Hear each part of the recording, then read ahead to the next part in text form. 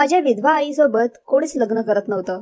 मग माझ्या आईने काकावर अशी काही जादू चालवली की माझ्या काकाने स्वतःच्या बायकोला घटस्फोट देऊन स्वतःच्या 4 मुलांना सोडून दिलं आणि माझ्या आईसोबत लग्न केलं.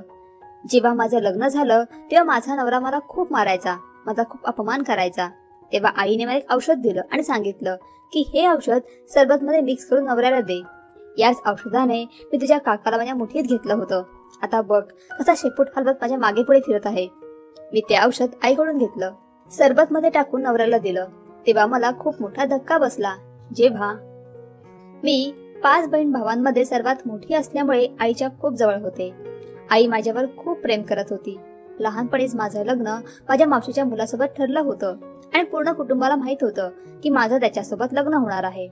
परंतु जेव्हा माझे वडील आजारी राहू लागले तेव्हा माझी मावशी आणि इतर नातेवाईकांनी आमच्यापासून तोंड फिरवलं. वडील आजारी पडल्यावर सर्वांचा खरा चेहरा आमच्या समोर आला होता की कोण आमचा सख्खा आहे आणि कोण परक. ती वेळ आम्हा सर्वांसाठीच खूप कठीण होती, कारण की माझे वडील घरातले कर्ता पुरुष होते. तेच घर चालवायचे. परिसरातील लोकांनी थोडी बहुत आमची मदत केली. नातेवाईकांनी तर आमच्यापासून सर्व संबंध तोडले होते. त्यांना भीती वाटायची की आम्ही त्यांच्याकडून पैसे तर मागणार नाही ना. आम्ही सरकारी हॉस्पिटलमध्ये माझ्या वडिलांवर उपचार करण्याचे खूप प्रयत्न केले, परंतु कदाचित वडिलांच्या नशिबामध्ये ते उपचार शक्य नव्हते. काही महिने आजारी राहिल्यानंतर माझ्या वडिलांचा मृत्यू झाला. वडिलांच्या मृत्यूनंतर देखील माझ्या आईला आशा होती की कदाचित माझी मावशी अजूनही माझ्या डोक्यावर हात ठेवेल आणि मला सून म्हणून स्वीकारेल. परंतु तिला तर जणू काही संधीच मिळाली होती. त्यांनी सरळ सरळ नकार दिला आणि ते नातं तोडून टाकलं. तेव्हा मी 22 वर्षांची होते. मावशीने पूर्ण कुटुंबात गावात माझ्याबद्दल खूप चित्रविचित्र गोष्टी पसरवल्या होत्या, जेणेकरून लोकांनी हे नातं तोडल्यामुळे तिला दोष देऊ नये. परंतु त्याचा परिणाम हा झाला की मग त्यानंतर गावातून किंवा बाहेरून माझ्यासाठी कोणतं स्थळ येत नव्हतं. या सगळ्या परिस्थितीने माझ्या आईला खूपच टेन्शन मध्ये टाकलं होतं. ती लोकांच्या घरात जाऊन काम करू लागली आणि मी देखील घरीच लहान मुलांची ट्युशन घ्यायला सुरुवात केली, ज्यामुळे आमच्या घरात 2 वेळचं अन्न शिजत होतं. माझे एक काका होते ज्यांचं लग्न झालं होतं आणि त्यांना 4 मुलं देखील होती. ते नेहमीच आमच्या घरी येऊ लागले. काका जेव्हा कधी आमच्या घरी यायचे खूप सारी फळं घेऊन यायचे आणि जाताना माझ्या आईला 5,000 रुपये देऊन जायचे. वेळ असाच निघून चालला होता आणि मग एके दिवशी तर आम्हाला खूप मोठा धक्का बसला, जेव्हा काकाने स्वतःच्या बायकोला घटस्फोट ठेवून घरातून बाहेर हाकलवून लावलं आणि आईसोबत लग्न करण्याचा निरोप पाठवला. मी हैराण होते की आईने काकावर अशी कोणती जादू केली आहे ज्यामुळे त्यांनी स्वतःच्या बायकोला घटस्फोट दिला आणि आता माझ्या आईसोबत लग्न करू इच्छित होते. माझ्या आईने देखील काकाचा तो लग्नाचा प्रस्ताव मान्य केला आणि माझ्या आईचं माझ्या काकासोबत अगदी साधेपणाने लग्न झालं. आता आमचं आयुष्य अगदी व्यवस्थित चालू होतं. काकाच आमच्या घराचा पूर्ण घर खर्च सांभाळत होते. मी आता 24 वर्षांचे झाले होते आणि माझ्या आईला माझ्या लग्नाची खूप काळजी वाटत होती. त्याच दिवसांमध्ये काकाचं ट्रान्सफर दुसऱ्या शहरात झालं. ते एका सरकारी कार्यालयात काम करत होते आणि आता महिन्यातून 3 वेळा आमच्या घरी यायचे. तर तिकडे दुसरीकडे अजूनही माझ्यासाठी कोणतं स्थळ येत नव्हतं आणि ही सर्व परिस्थिती एका आईसाठी किती त्रासदायक असू शकते हे एका मुलीला चांगलंच ठाऊक आहे. माझं वय 24 वर्ष झालं होतं आणि माझ्या सगळ्या मैत्रिणींचं, माझ्या सगळ्या चुलत्यांचं लग्न झालं होतं. फक्त मीच शिल्लक राहिले होते. काही दिवसांपूर्वी परिसरातील एक बाई माझ्या जवळ येऊन बसली आणि मग तिने माझ्या आईला एका आश्रमात जाण्याचा सल्ला दिला, जिथे जाऊन 40 दिवस राहून इच्छा मागितली तर प्रत्येक इच्छा पूर्ण होते. मी हे असे आश्रम, नवस या सगळ्यांना अजिबातच मानत नव्हते. त्यामुळे मी प्रत्येक प्रयत्न केले की आईला तिथे जाण्यापासून अडवू शकेन, परंतु आईने तिथे जाण्याचा निर्णय अगदी पक्का केला होता. आईने माझं काहीच ऐकलं नाही आणि त्या आश्रमात 40 दिवस राहण्यासाठी निघून गेली. आई गेल्यानंतर घर खूपच रिकामं झालं होतं. माझ्यापेक्षा 2 लहान बहिणी आणि 2 भाऊ देखील होते. त्यांची जबाबदारी आता माझ्या खांद्यावर होती. आईला जाऊन आज 5वा दिवस होता तेव्हा माझा लहान भाऊ अचानकच खेळताना बाहेरून घरात आला आणि मला बोलू लागला, ताई मी आईला पाहिलं आहे. मी हैराणीने विचारलं की तू आईला कुठे पाहिलं आहेस? तेव्हा तो बोलू लागला की मी जिथे खेळत होतो तिथून मी आईला जाताना पाहिलं आहे. मी हैराण होते की आई तर 40 दिवसांसाठी तिकडे गेली होती. मग आता परत का आली आहे आणि जर परत आली आहे तर घरी का नाही आली? मी खूप वेळ आईची वाट पाहत राहिले की कदाचित ती घरी परत येईल, परंतु पूर्ण दिवस निघून गेला आणि पूर्ण रात्र देखील निघून गेली, परंतु आई मात्र परत आली नाही. तेव्हा मला वाटलं कदाचित माझ्या भावाचा काहीतरी गैरसमज झाला असेल. आईने जाताना देखील तिच्या खोलीला कुलूप लावला होता आता एकाच खोलीत आम्ही सर्व बहीण भाऊ राहायचो आणि झोपायचो, आणि याबद्दल माझ्या काकाला देखील माहित नव्हतं. कधी परिसरातील कोणी यायचं आणि माझ्या आईबद्दल प्रश्न विचारायचा, तेव्हा मी काहीतरी बहाणा सांगायचे की आई लहान मावशीकडे राहायला गेली आहे. मी अगदी एक दिवस मोजत होते की माझी आई कधी परत येईल, आणि शेवटी 40 दिवस पूर्ण झाले तेव्हा माझी आई घरी परत आली. आईला पाहून एका क्षणासाठी आईला ओळखू शकले नाही. आईचा तर जणू काही रूपच पालटून गेलं होतं. तिचा रंग देखील खूप उजळला होता, आणि आईचा पेहराव देखील तो नव्हता जे कपडे मी आईला तिच्या सोबत दिले होते. मी अगदी हैराणीने आईला पाहिलं आणि म्हणाले, आई हे सर्व काय आहे? आई बोलू लागली की मी बोलले होते ना की मी तुझं लग्न ठरवूनच येईन. मी तुझं लग्न ठरवलं आहे.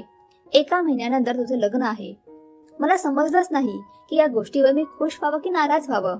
माझ्यासोबत काहीच न बोलता, मला काहीच न विचारता आणि काकाला देखील काही न सांगता आईने माझ्या आयुष्याचा इतका मोठा निर्णय घेतला होता आणि मला आता सांगत होती. आई बोलत होती की तू काळजी करू नकोस. मी तुझ्या काकासोबत देखील याबद्दल चर्चा केली आहे. त्याला देखील या नात्यावर काहीच आक्षेप नाही. ते बोलतात की लवकरात लवकर तुझं लग्न लावून द्यावं, आणि त्यांनी मला पैसे देखील पाठवले आहेत, आणि उद्या तुझे सासरचे येणार आहेत. तू स्वतःच्या डोळ्यांनी सगळं काही बघ आणि मग स्वतःच्या मनाला खात्री करून दे. मला समजत नव्हतं की असं बसल्या बसल्या आईला इतकं चांगलं स्थळ कुठून मिळालं होतं, ज्यामुळे ती अगदी आनंदाने हवेत उडत होती. मी आईची बॅग उघडून तिचे कपडे पुन्हा कपाटात ठेवत होते तेव्हा जरा मी दचकलेस, कारण की बॅग मध्ये तर सगळे नवीन कपडे होते. हे सर्व नवीन कपडे आईला कोणी दिले होते? मला आठवत होतं की जेव्हा आई घरातून गेली होती तेव्हा तिच्याजवळ फक्त थोडेच पैसे होते, जे अगदीच तिच्या खर्चासाठीचे होते. इतके सारे महागडे कपडे आम्ही आमच्या आयुष्यात कधीच पाहिले नव्हते. मी त्याच वेळेला आईला आवाज दिला आणि माझ्या जवळ बोलावलं आणि विचारलं, आई हे सगळं कुठून आलं आहे? तेव्हा आई बोलू लागली, तुझ्या होणारी सासरची माणसं खूपच श्रीमंत आहेत. त्यांनीच मला शगुनाच्या नावाखाली हे सारे कपडे दिले आहेत. माहित नाही का, मला आईच्या बोलण्यावर विश्वास बसत नव्हता, परंतु मी शांत बसले, कारण की त्याशिवाय माझ्याकडे दुसरा कोणताच पर्याय नव्हता. दुसऱ्या दिवशी माझ्या सासरची लोक आली तेव्हा त्यांच्यासोबत मुलगा नव्हता. खरं तर मला त्याला पाहायचं होतं की कोणत्या मुलासोबत माझं लग्न होणार होतं. आई बोलू लागली, तू काळजी करू नकोस. मुलगा देखील दिसायला खूपच हँडसम आहे आणि चांगला कमावता देखील. तुला पूर्ण आयुष्य खुश ठेवेल. तेव्हा मी देखील माझ्या मनातून सगळ्या शंका कुशंका काढून टाकल्या आणि लग्नासाठी होकार दर्शवला. लग्नासाठी काही दिवसच बाकी होते जेव्हा मी आईला एक विचित्र काहीतरी करताना पाहिलं. आईने तिच्या पर्स मधून काही औषध काढलं आणि पाण्यामध्ये मिसळून पिऊ लागली. मी तिला हे असं करताना याआधी कधीच पाहिलं नव्हतं. त्यामुळेच मी जरा हैराण झाले की आई हे काय करत आहे. मी जाऊन आईला हा प्रश्न विचारला तेव्हा ती बोलू लागली, मी तुला सर्व काही सांगेन, परंतु आता नाही. जेव्हा तुझं लग्न होईल तेव्हा मी तुला सर्व सांगेन. तसंही माझं लग्न कुठे दूर होतं.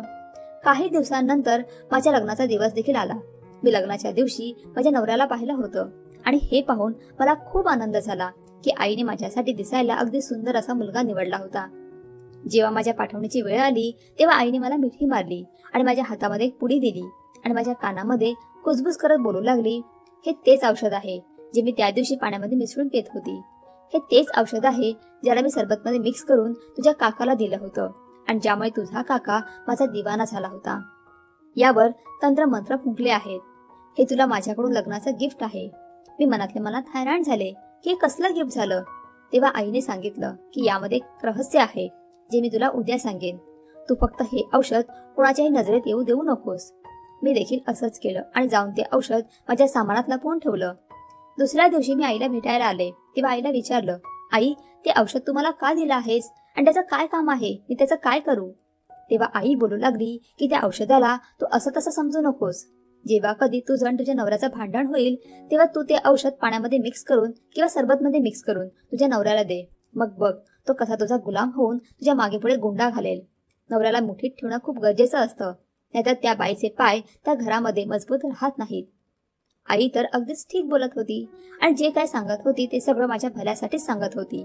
त्यामुळेच मी आईला वचन दिलं की मी अगदी तसंच करेन जसं तू सांगतेस. तसं तर माझा नवरा खूप चांगला होता, माझी खूप काळजी घ्यायचा आणि मला वाटत नव्हतं की कधी आम्हा दोघांमध्ये भांडण देखील होईल. परंतु एके दिवशी तसं झालं. खरं तर चूक माझीच होती. माझ्या नवऱ्याने मला सांगितलं होतं की मी त्याच्या आईला वेळेवर औषध द्यावं, कारण की जर तिने औषध घेतलं नाही तर तिची तब्येत खराब होते. परंतु मी विसरले आणि माझ्या सासूची तब्येत इतकी खराब झाली की तिला दवाखान्यात न्यावं लागलं. दवाखान्यातून परत आल्यावर माझा नवरा माझ्यावर खूपच नाराज झाला होता आणि मला खूप कोरडला देखील. मी देखील त्याच्यासोबत भांडण करू लागले की यामध्ये माझा काय दोष आहे. आणि मग शब्द वाढत वाढत आमच्यामध्ये खूपच मोठा वाद झाला आणि माझ्या नवऱ्याने रागाने माझ्या जोरदार कानाखाली लगावली आणि घराच्या बाहेर निघून गेला. अचानक मला आईने ते दिलेलं औषध आठवलं. तेव्हा मी खुश झाले आणि लगेचच ते औषध सरबत मध्ये मिक्स करून ठेवलं आणि माझा नवरा कधी घरी येतोय याची वाट पाहू लागले. जसा तो घरी आला तेव्हा मी अगदी प्रेमाने त्याच्यासोबत बोलू लागले आणि म्हणाले, राग शांत करा आणि हे सरबत घ्या. माझ्या नवऱ्याने ते सरबत प्यायला सुरुवात केली आणि मी माझा श्वास थांबवून त्याला पाहू लागले. आईचं ते बोलणं माझ्या डोक्यात येऊ लागलं आणि मी तर हाच विचार केला होता की सरबत पिताच तो माझ्या पायावर पडून माझी माफी मागेल, जसा माझा काका माझ्या आईचा गुलाम झाला होता. परंतु जे झालं ते तर माझ्या मनात देखील नव्हतं. ते सरबत पिताच एकदमच माझ्या नवऱ्याची तब्येत खराब व्हायला सुरुवात झाली. तो खोकू लागला आणि त्याची इतकी वाईट अवस्था झाली की काही क्षणातच तो अगदी बेशुद्ध पडला. त्याला असं पाहून मी जोरात किंचाळले. मी लगेचच परिसरातील लोकांना आवाज देऊन बोलावलं आणि आम्ही सर्व लोक त्याला दवाखान्यात घेऊन आलो. माझ्या नवऱ्याची आई तर आधीपासूनच दवाखान्यात ऍडमिट होती आणि आता माझ्या नवऱ्याला देखील तिथे आणावं लागलं. मला आईवर आता खूप राग येत होता की तिने मला कसलं औषध दिलं होतं की ज्यामुळे माझ्या नवऱ्याची तब्येत इतकी खराब झाली होती. मी विचार करत होते की आईला फोन करून तिची जरा खबर घेते, परंतु अचानक मी आईला तिथेच येताना पाहिलं. मी हैराण झाले की तिला कोणी सांगितलं की आम्ही इथे दवाखान्यात आलो आहोत. माझं तिच्यासोबत काहीच बोलणं झालं नव्हतं आणि माझा नवरा तर खोलीमध्ये बेशुद्ध होता. मला वाटलं की ती माझ्याकडेच येत आहे, परंतु आई मला न पाहता सरळ निघून गेली. कदाचित तिथे दुसऱ्या कोणाला तरी भेटायला आली होती, परंतु कुणाला? मला जरा शंका आली. त्यामुळे मी लगेचच आईच्या मागे धावले की जेणेकरून पाहू शकेन की ती इथे कुणाला भेटायला आली आहे. आणि हे पाहून मी हैराण झाले जेव्हा माझ्या आईला मी माझ्या सासूच्या खोलीत जाताना पाहिलं. मी जेव्हा आईच्या मागे जाऊन पाहिलं तेव्हा ती माझ्या सासूसोबत बसून तिच्यासोबत गप्पा गोष्टी करत होती. हैराण करणारी गोष्ट तर ही होती की आईला माझ्या सासूबद्दल कोणी सांगितलं, कारण की मी तर तिला याबद्दल काहीच सांगितलं नव्हतं. मी तिथे दाराच्या मागे उभी राहून आईची वाट पाहू लागले. जसं ती माझ्या सासूसोबत बोलून बाहेर आली तेव्हा मला पाहून एकदमच घाबरली. आई, तू इथे कशी आली आहेस? तुला कोणी सांगितलं? तेव्हा आई बोलू लागली, मला आता तुझ्या सासूनेच सांगितलं होतं. तुला तर मला सांगणं महत्वाचं वाटलं नाही. आता जर मुलीची आई असून देखील सासूला भेटायला आली नाही तर तुला 2 शब्द ऐकावे लागले असते. त्यामुळेच मी तिची चौकशी करण्यासाठी आले होते. आईचं बोलणं तर अगदीच बरोबर होतं, परंतु मला हे प्रकरण ठीक वाटत नव्हतं. माहित नाही का, मला काहीतरी गडबड आहे याची जाणीव होत होती. आई घरी निघून गेली तेव्हा मी माझ्या नवऱ्याजवळ आले. त्याची तब्येत आता ठीक होती. डॉक्टरांसोबत काही वेळ चर्चा केल्यानंतर मी माझ्या नवऱ्याला घरी परत घेऊन आले. दुसऱ्या दिवशी माझ्या सासूला देखील डिस्चार्ज मिळाला आणि ती देखील घरी आली.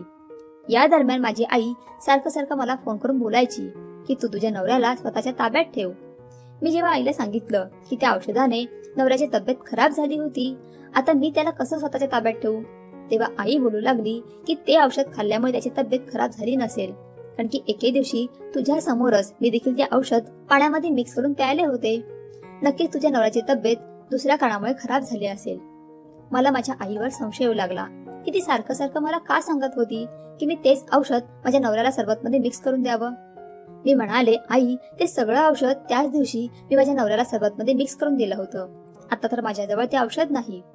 तेव्हा आई बोलू लागली की तू टेन्शन घेऊ नकोस, मी उद्या तुझ्या घरी येईन आणि तुला देऊन जाईन. शेवटी माझ्या आईच्या डोक्यामध्ये काय चालू होतं, तिची का अशी इच्छा होती की मी तसंच करावं जसं ती सांगत आहे. मी एकदा पाहिलं होतं की त्या औषधामुळेच माझ्या नवऱ्याची तब्येत खराब झाली होती. आता मी पुन्हा हे सर्व करू इच्छित नव्हते, परंतु सत्य काय आहे हे समजून घेणं देखील खूप गरजेचं होतं की माझी आई माझ्या मागे का पडली आहे. दुसऱ्या दिवशी माझी आई मला भेटायला आली तेव्हा बोलू लागली, पहिल्यांदा मी तुझ्या सासूची तब्येतीची चौकशी करून येते, नाहीतर तिला राग नको यायला. मी खोलीच्या खिडकीतून डोकावून पाहिलं तेव्हा माझी सासू माझ्या आईला काहीतरी समजावत होती. मग माझ्या सासूने आईच्या हातामध्ये काहीतरी दिलं, ज्याला घेऊन आई खोलीच्या बाहेर आली. मी लगेच एका साईडला झाले आणि माझ्या खोलीत आले. थोड्या वेळातच माझी आई माझ्या जवळ आली आणि ते औषध मला दिलं आणि बोलू लागली की तुझ्या नवऱ्याला मोठीत ठेवण्याचा हा एकच मार्ग आहे की तू हे औषध कोणत्या तरी सरबतमध्ये मिक्स करून त्याला दे आणि घाबरण्याची काहीच गरज नाही. आता आधीसारखं होणार नाही. मी आता सरळ शब्दात बोलण्याचा निर्णय घेतला आणि आईला म्हणाले, तुला माहित आहे की यामध्ये काय होतं. तेव्हा आई बोलू लागली, अगं वेडी, ते तर ताकदीचं औषध आहे, फक्त त्यावर तंत्रमंत्र फुंकलेले आहेत. हे औषध ज्याला कोणाला देशील तो माणूस तुझ्या मुठीत येतो. मी म्हणाले, आई माझ्यासोबत खोटं बोलू नकोस. कारण की जेव्हा माझ्या नवऱ्याची तब्येत खराब झाली होती तेव्हा डॉक्टरने मला सांगितलं होतं की त्याने जे खाल्लं आहे त्यामध्ये विष होतं आणि आता पुन्हा तू तेच विष मला आणून दिलं आहेस, जेणेकरून मी माझ्या नवऱ्याला ते द्यावं आणि त्याला मृत्यूच्या दारात उभा करावं. शेवटी तू माझ्या नवऱ्याच्या जीवाच्या मागे का पडली आहेस? का तू स्वतःच्या मुलीचा संसार उद्ध्वस्त करू इच्छितेस? माझा नवरा माझ्याच बाजूला उभा राहून हे सर्व ऐकत होता. आईच्या चेहऱ्यावरचा तर रंगच उडाला होता. माझी आई बोलू लागली की तुझा काहीतरी गैरसमज होतोय. हे औषध मला तुझ्या सासूनेच दिलं आहे. आधी देखील हे औषध तिनेच मला दिलं होतं आणि आता देखील तिनेच दिलं आहे. मला माहित नाही की यामध्ये काय आहे. मी त्याच वेळेला माझ्या सासूला माझ्या खोलीत बोलावलं आणि सांगितलं की तुमचा खरा चेहरा समोर आला आहे. तुम्ही या औषधामार्फत माझ्या नवऱ्याचा जीव घेण्याचा प्रयत्न केला आहे आणि आता मी स्वतः पाहिलं होतं की तुम्ही माझ्या आईच्या हातामध्ये काहीतरी दिलं होतं. हे तेच होतं ना? आई बोलू लागली, मी तर तुझ्या लग्नासाठी त्या आश्रमात 40 दिवसांसाठी गेले होते. तिथे एके दिवशी ही बाई आली आणि तिच्यासोबत माझ्या चांगल्याच गप्पा गोष्टी होऊ लागल्या. तेव्हा मी तिला तुझ्याबद्दल सांगितलं की माझी एक मुलगी आहे आणि मी तिच्या लग्नामुळे थोडी टेन्शन मध्ये आहे. तेव्हा तिने लगेचच तिच्या मुलाचं स्थळ सुचवलं आणि हे औषध देताना तिने मला हे सांगितलं होतं की जर माझ्या मुलीने त्याच्या सरबतमध्ये हे मिक्स करून दिलं तर त्या दोघांमध्ये प्रेम वाढेल. आणि त्या बाईने जसं सांगितलं मी तसंच तुला पुढे सांगितलं. आता मला माहित नाही की या सगळ्यामध्ये तुझ्या सासूचा काय हेतू लपला आहे. माझा नवरा सासूकडे पाहत बोलू लागला की मला समजलं आहे की तू हे सगळं का केलं आहेस. तुला तुझ्या रस्त्यातून मला बाजूला करायचं होतं, जेणेकरून ही सगळी संपत्ती जमीन जुमला तुझ्या आणि तुझ्या मुलांच्या नावावर होईल. तू आतापर्यंत माझी आई होण्याचं नाटक करत आली आहेस, पण खरं तर सत्य परिस्थिती हीच आहे. तू सावत्र होतीस आणि तू सावत्रपणा दाखवला आहेस. माझी सासू ओरडत बोलू लागली, हो मी तुझी सावत्र आई आहे आणि सावत्र आई कधीच सख्खी आई होऊ शकत नाही. मी तुझ्यासोबत खोटं खोटं प्रेमाचा वागताना वैतागले आहे. माझी इच्छा होती की तुला अशा कोणत्या तरी उपायाने रस्त्यातून दूर करावं की जेणेकरून माझ्यावर आळ येणार नाही. त्यामुळेच मी तुझ्या बायकोचा आधार घेण्याचा निर्णय घेतला होता. हे सगळं केल्यामुळे या सगळ्याचा आरोप तुझ्या बायकोच्या डोक्यावर आला असता आणि आम्ही वाचलो असतो. तुझ्या हिश्श्याची संपत्ती देखील आम्हाला मिळाली असती. ही तुझी सासू एक मूर्ख बाई आहे. लोकांच्या बोलण्यामध्ये अगदी सहजपणे अडकते. तिला कोणतरी मूर्ख माणसाने सल्ला दिला होता आणि त्या आश्रमात येऊन दिवस रात्र प्रार्थना करू लागली. तेव्हा मी देखील तिच्याकडून फायदा उचलण्याचा निर्णय घेतला. तिला माझी मैत्रीण बनवली, महागडे महागडे कपडे दिले आणि माझी मैत्रीण करून तिच्या मुलीसोबत तुझं लग्न ठरवलं. मी या औषधामध्ये विष मिसळून तुला दिलं आणि हे सर्व काम मला या दोन्ही मालकींच्या मार्फत करायचं होतं, जेणेकरून या दोघींवरच आरोप येईल. माझी इच्छा होती की तुम्हा लोकांचं भांडण व्हावं आणि तुझ्या बायकोने तुला हे औषध द्यावं, परंतु तुम्हा दोघांमध्ये कोणतंच भांडण झालं नाही. तेव्हा मी जाणून बुजून माझी तब्येत खराब झाल्याचं नाटक केलं, जेणेकरून तुझ्यासोबत भांडण करावं आणि असंच झालं. परंतु शेवटी ती तुझ्यापासून वाचलीच. आज तुझ्या सासूला बोलावून मी हे सर्व काम निपटवण्याचं ठरवलं होतं. सासूच्या तोंडून हे ऐकून मी देवाचे आभार मानले की तिने तिच्या गुन्ह्याची कबुली दिली. कारण की जर तिचा तो कट यशस्वी झाला असता तर माझा नवरा देखील मरून गेला असता आणि मला देखील शिक्षा मिळाली असती. माझ्या नवऱ्याने त्याचं सामान उचललं आणि मला घेऊन दुसऱ्या घरात शिफ्ट झाला. आईने माझी आणि माझ्या नवऱ्याची माफी मागितली. माझी आई बोलू लागली की मला याबद्दल काहीच माहित नव्हतं. आई हे सर्व बोलून तिच्या घरी निघून गेली आणि माझ्या नवऱ्याने माझ्यासोबत एका नव्या आयुष्याला सुरुवात केली. मित्रांनो, जर तुम्हाला ही कथा आवडली असेल तर व्हिडिओला लाईक करा आणि अशाच छान छान कथा पाहण्यासाठी चॅनलला सबस्क्राईब करा. धन्यवाद.